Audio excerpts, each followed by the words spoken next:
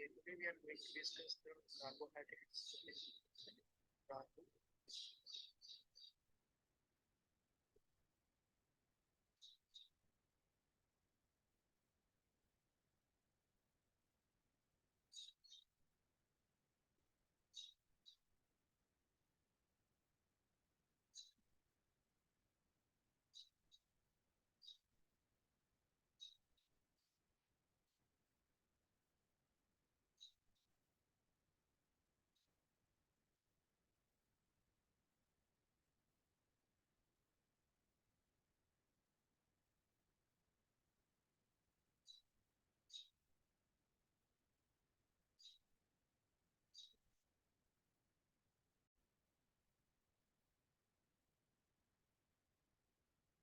So, hello everyone.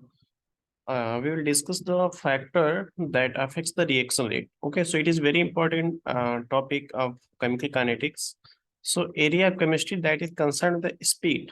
ठीक है, chemistry का ऐसा एरिया जो स्पीड और रेट से रिलेटेड है, उसको हम क्या बोलते हैं? Chemical kinetics. मैंने पहले ही डिस्कस कर लिया था इसके रिगार्डिंग। ठीक है, so reaction rate depends on the frequency of collisions between the particles. अगर हम बात करते हैं रिएक्शन रेट, कोई भी रिएक्शन है जिसमें रिएक्टेंट कन्वर्ट हो रहा है प्रोडक्ट में, ठीक है, सो रिएक्टेंट प्रोडक्ट में कैसे फास्टर रेट में कन्वर्ट होगा, ठीक है, तो इस पे कौन कौन से फैक्टर डिपेंड्स करेंगे। तो सबसे पहले जिसका जो मेन क्राइटेरिया है कि मॉलिक्यूल्स या रिएक्टेंट के बीच में क्या होना चाहिए? कोलिजन्स होना चाहिए। रिएक्टेंट मींस एटम्स के बीच में जो भी मॉलिक्यूल्स है उन एटम्स के बीच में कोलिजन्स होना चाहिए। ठीक है, suppose that hydrogen plus bromine बना रहा है S B R, hydrogen bromide. So hydrogen और ब्रोमीन के बीच में कोलिजन्स, एक इफेक्टिव कोलिजन का होना बहुत इंपॉर्टेंट है। ठीक है, अगर कोलिजन्स इफेक्टिव नहीं होगा तो आपका रेट ऑफ रिएक्शन क्या हो जाएगा? स्लो हो जाएगा। ठीक है, so यहाँ पे collision is very important for any type of chemical reaction for going to forward direction. ठीक है, the four factors that affect the rate of reaction are the physical state of the reactant, concentration of the reactant, temperature and pressure of the catalyst. ठीक है, so other factors collision तो होनी चाहिए, लेकिन collisions का ज्यादा effective किससे होंगी? कौन कौन से ऐसे फैक्टर्स हैं जो कोलिजन्स को प्रमोट करते हैं? ठीक है, तो यहाँ पे आपके क्या हो जाएगा? Physical state of the reactant, कि आपका जो भी रिएक्टेंट मॉलिक्यूल है उनका फिजिकल स्टेट कैसा है। ठीक है, कंसंट्रेशन ऑफ रिएक्टेंट, आप ज्यादा कंसंट्रेशन ले रहे हो, ठीक है, 1 मोलर रहे हो, 0.5 मोलर ले रहे हो, सो इस बात पे भी कोलिजन्स फैक्टर डिपेंड कर रहा है। ठीक है, so concentration of reactant also affect the collisions. ज्यादा कंसंट्रेशन होगा, मॉलिक्यूल्स ज्यादा होंगे, कोलिजन्स ज्यादा होगा। ठीक है, टेम्परेचर, जब भी आप टेम्परेचर इंक्रीज करोगे तो मॉलिक्यूल्स के बीच में क्या होगा? कोलिजन्स ज्यादा होंगे। ठीक है, pressure of the presence of catalyst, sorry presence of catalyst. So catalyst की प्रेजेंस में क्या होता है? जो एक रिएक्टेंट जब भी प्रोडक्ट में कन्वर्ट होता है तो उसको एक minimum amount of potential energy चाहिए फॉर कन्वर्जन टू प्रोडक्ट। ठीक है, क्योंकि बीच में क्या होता है? रिएक्टेंट पहले बनाता है ट्रांजिशन स्टेट। ठीक है, और उस ट्रांजिशन स्टेट बनने के लिए एक पोटेंशियल एनर्जी रिएक्टेंट मॉलिक्यूल को चाहिए। ठीक है, उसी को हम बोलते हैं एक्टिवेशन एनर्जी। ठीक है, तो कैटालिस्ट क्या करता है? जितना activation potential energy reactant molecule चाहिए उसको क्या करता है? वो लोअर कर देता है। इससे क्या होता है? इजिली रिएक्टेंट मॉलिक्यूल कन्वर्ट हो जाता है प्रोडक्ट में। ठीक है, नेक्स्ट है फिजिकल स्टेट। फिजिकल स्टेट क्या होता है कि मॉलिक्यूल्स का जो रिएक्टेंट मॉलिक्यूल्स हैं किस फॉर्म में है? गैसियस हैं, लिक्विड है, या क्या क्या है?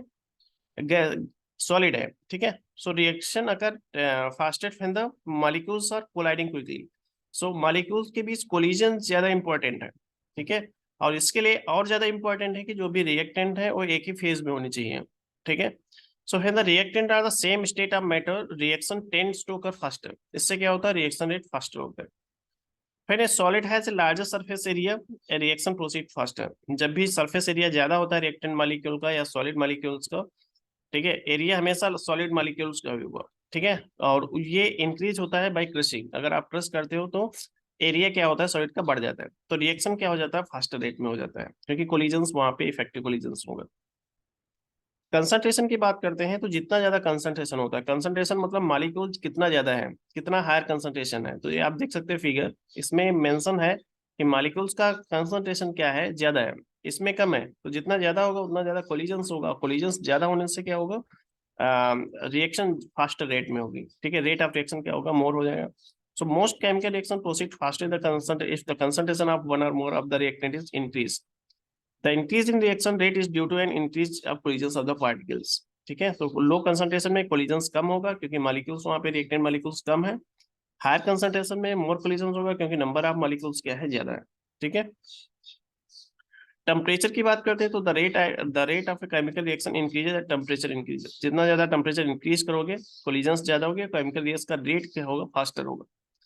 Temperature increases the particles collide more quickly and get greater energy. Temperature increase करोगे मॉलिक्यूल का पोटेंशियल एनर्जी बढ़ेगा, पोटेंशियल एनर्जी बढ़ने से क्या होगा, वो जो एक्टिवेशन एनर्जी गेन होगा मॉलिक्यूल्स का, वो इजिली रिएक्टेंट मॉलिक्यूल्स गेन कर लेंगे और उससे क्या हो जाएगा, कन्वर्जन ऑफ प्रोडक्ट्स में हो जाएगा.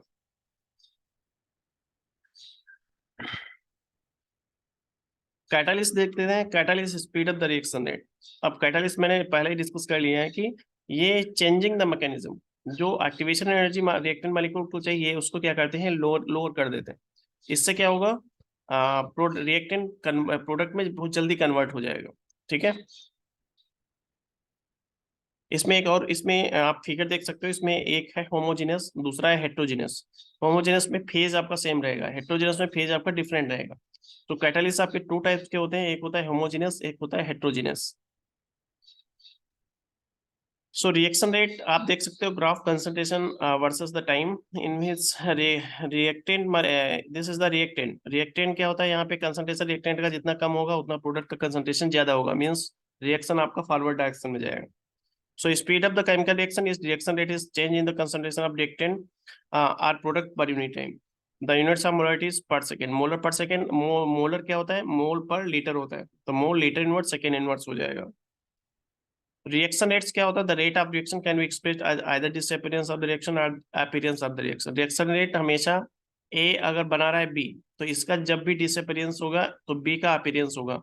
तो अपीयरेंस ऑफ बी क्या हो जाएगा, change in concentration of B versus time. ठीक है. डिसअपीयरेंस क्या होगा, डिसअपीयरेंस मींस माइनस में चला जाएगा. कंसंट्रेशन जब ए का डिक्रीज होगा तभी बी का इंक्रीज होगा, तभी आपका ग्राफ ये मिल रहा है यहाँ पे. अब इसमें क्या देख सकते हो कि इनिशियल कंसंट्रेशन, इनिशियल पॉइंट पे इसका टेम्परेचर क्या है, 0 है, तो कंसंट्रेशन क्या हो जाएगा, ए का ज्यादा हो जाएगा. धीरे धीरे जब आप टेम्परेचर इंक्रीज करोगे 20 पे क्या होगा, 20 सेकेंड बाद ए का कंसंट्रेशन, मान लो ये ए है रिएक्टेंट, तो ए का कंसंट्रेशन कम हो जाएगा. और इनिशियल में ए, सपोज रिएक्शन ए से बी में बन रहा है कुछ भी, तो इनिशियल में ए का कंसंट्रेशन 1 मोलर है तो बी का 0 होगा, क्योंकि यहाँ पे टाइम थोड़ा भी 0 है. जितना ज्यादा टाइम बढ़ाओगे बी का कंसंट्रेशन बढ़ता जाएगा, ए का कम होता जाएगा. तो 40 सेकेंड में ए का कंसंट्रेशन सबसे कम होगा और बी का ज्यादा हो जाएगा. रिएक्शन रेट विद टाइम की बात करते हैं तो ये आपका ब्यूटाइल क्लोराइड है और इसका रिएक्शन बनता है इसमें ब्यूटाइल एल्कोहल. तो टाइम के अकॉर्डिंग इसका ग्राफ इस तरह से जाएगा, मतलब कंसंट्रेशन इसका कम होता जाएगा और आपका जो प्रोडक्ट है उसका रेट बढ़ता चला जाएगा, और ये होगा टाइम के रेफरेंस में. ठीक है. तो दो ग्राफ मिल रहे हैं, यहाँ पे कंसंट्रेशन क्या होगा टाइम के अकॉर्डिंग, यहाँ पे टाइम कम दिया गया है, इसलिए प्रोडक्ट आपका कम बनेगा, इसमें प्रोडक्ट आपका ज्यादा बनेगा. Instantaneous rate क्या होता है, graph showing up the change in concentration with time allows to calculate the instantaneous rate, the rate at particular moment. The instantaneous rate is the slope of a line drawn at point of the graph. तो ये इसको हम tangent AT क्या है 0.1 पे, tangent AT यहाँ पे T equal to 600 second. तो यहाँ पे जो प्रोडक्ट का कंसंट्रेशन ज्यादा होगा, यहाँ पे रिएक्टेंट का कंसंट्रेशन ज्यादा होगा.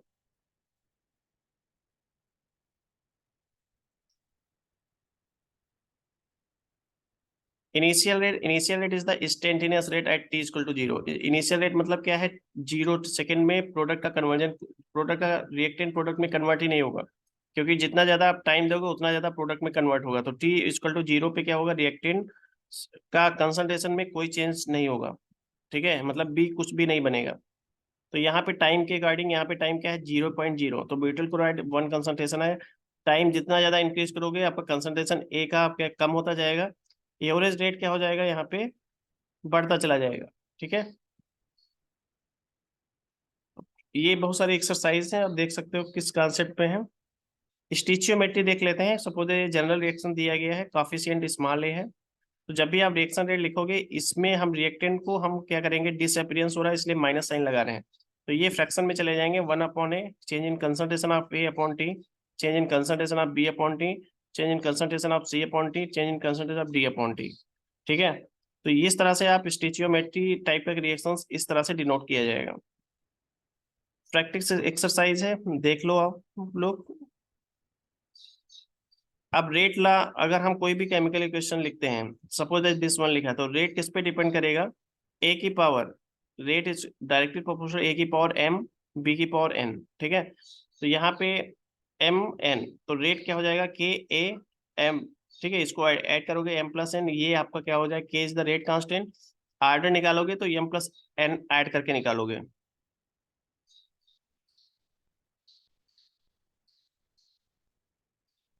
ठीक है, तो इसमें हम देखते हैं एक्सपोनेंट। एक्सपोनेंट मतलब जो a की पावर आपने m लिखा था और b की पावर n लिखा था। Exponent order determined by how the rate changes with concentration. ठीक है, कंसंट्रेशन के क्या है? एक्सपोनेंट आर्डर आर डिटरमाइंड, कैसे डिटरमाइन करोगे? Change in concentration, rate change with concentration, reaction का रेट कंसंट्रेशन के साथ कैसे चेंज हो रहा है। तो इस तरह से first order, second order, third order, तीन टाइप का रिएक्शंस है। जब भी फर्स्ट आर्डर में कंसंट्रेशन डबल, रेट डबल हो जाएगा। सेकेंड में क्या है? अगर कंसंट्रेशन डबल कर रहे हो तो रेट क्या हो जाएगा? क्वाड्रपल हो जाएगा। इसमें थ्री टाइम्स हो जाएगा। ठीक है, तो इस तरह से एग्जाम्पल टू ये कन्वर्ट हो रहा है R+S। ठीक है, तो एक्सपोनेंट क्या है? A1 देख सकते हो, इनिशियल रेट ये है, इनिशियल B है, इनिशियल रेट क्या हो जाएगा। ठीक है, तो सेकेंड में क्या होगा, थर्ड में क्या होगा, आप देख सकते हो। ठीक है, ये आपका सैंपल एक्सरसाइज है, अपना थोड़ा दिमाग लगाओ। यूनिट ऑफ रेट कांस्टेंट क्या होगा? K इक्वल टू क्या? Rate upon B square. तो मोलर पर सेकेंड इसका है, मोलर कंसंट्रेशन मोल में होगा, मोलर में होगा, तो स्क्वायर कर दोगे तो कितना आ जाएगा? आप इसको कैलकुलेट कर सकते हो। तो ये सारी रेट का है, रेट किस पे डिपेंड करेगा? N2O5। ये रेट किस पे डिपेंड करेगा? This one. ठीक है, तो ये एक्चुअली क्या होता है, ये सारी ऐसी रिएक्शंस हैं जिसका आर्डर आप किस पे, आर्डर आप रिएक्टेंट मालिक्यूल्स कितने मालिक्यूल्स उस पे नहीं, इसका मैकेनिज्म देखना पड़ेगा यहाँ पे।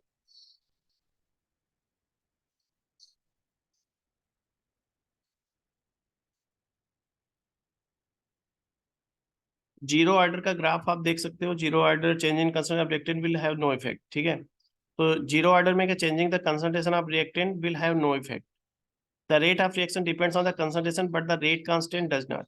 ठीक है, the rate constant is affected by temperature and presence of catalyst. तो जो ग्राफ आता है रेट ऑफ कंसंट्रेशन, ये आपका स्ट्रेट लाइन में आता है। ये आपका एक्सरसाइज दी हुई है। For initial rate A equal to A+B convert हो रहा C में, was measured for several different starting concentration, the result are as वालों, बहुत सारे रिजल्ट गेन किए गए हैं तो दिए गए हैं।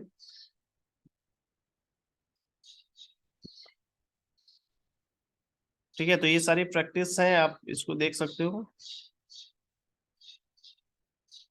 Reaction graph rate.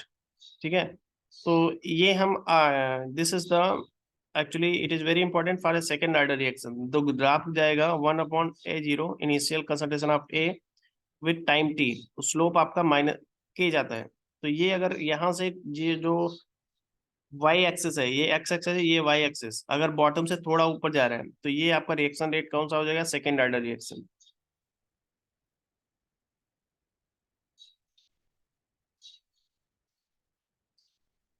Half life क्या होता है? Half life of reaction T half is the time required for concentration of reactant to reach one half of initial concentration. ठीक है, मतलब कितना है? वन हाफ हो जाए इनिशियल से, तो ये हाफ क्या हो जाएगा? Half A0। इसको हम डिनोट करते for faster, for fast reaction will have short half life. और टी हाफ जो फर्स्ट ऑर्डर के लिए है, ये काफी इंपॉर्टेंट, 0.693/K।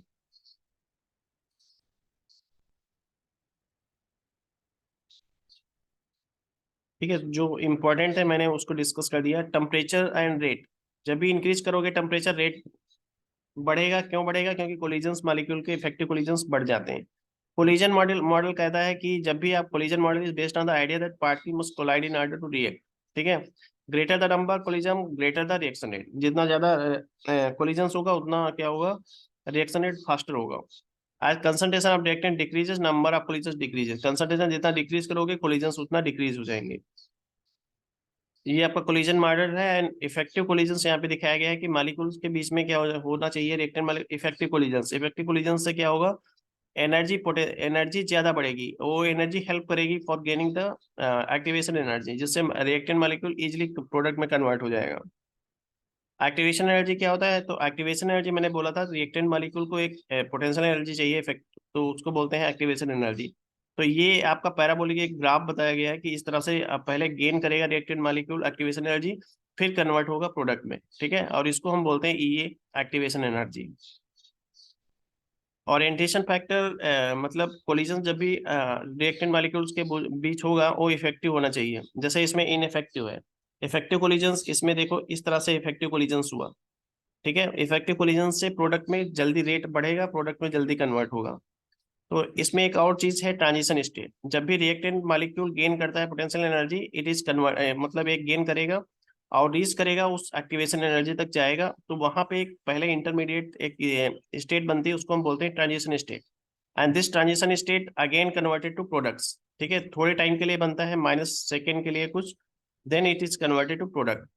ये आपका डेल्टा ई का ग्राफ है। एनर्जी आप रिएक्टेंट है, ये पहले गेन करेगा एक्टिवेशन एनर्जी और देन प्रोडक्ट में कन्वर्ट होगा। तो इसमें डिफरेंस दिया है कैटालाइज और अनकैटालाइज। कैटालाइज में क्या है कि जब भी कैटालाइज में क्या है, in the presence of catalyst, ये catalyst lowers the activation energy, ठीक है। तो यहाँ पे एनर्जी इसको कम भी है तब भी चलेगा जब कैटालिस्ट ऐड करोगे, बट नहीं ऐड करोगे तो आपको वो एक्टिवेशन जो आपको ग्राफ यहाँ तक पोटेंशियल एनर्जी बढ़ानी है और रिएक्टेंट की बढ़नी चाहिए, otherwise they will not convert into products.